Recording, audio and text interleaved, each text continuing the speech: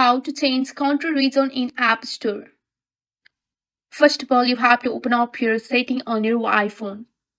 Once you have opened up your setting, at the top of the setting page, you have to tap on your name to access your Apple ID setting.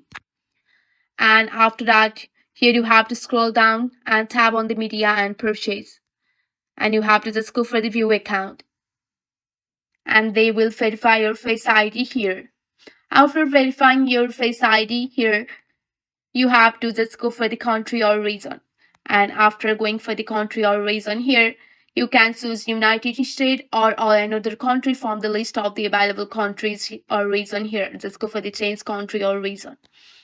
And here after that, you have to scroll down. And after selecting that country, you will need to read and agree the terms of the condition of the new country here. And here you have to just go for the agree the terms and condition.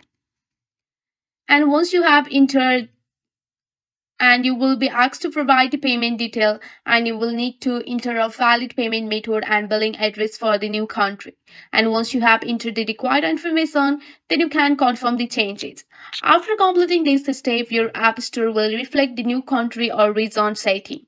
So that's it for today. If you like this video, please hit that like button and subscribe for more. I will see you in the next one. Thank you.